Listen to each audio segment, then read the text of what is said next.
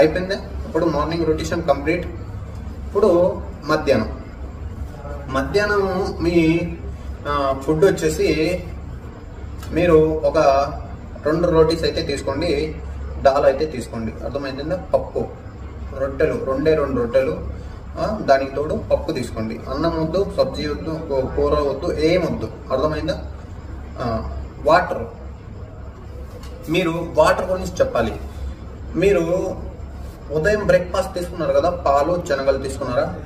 పాలు శనగలు తీసుకున్న తర్వాత మ్యాక్సిమం ఒక 1 అవర్ వరకు మీరు ఎటువంటి వాటర్ అనేది తాగకూడదు. అర్థమైందా?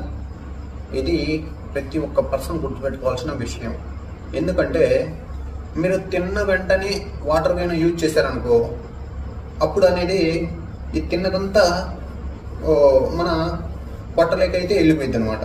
అర్థమైందా? ఇప్పుడు మీ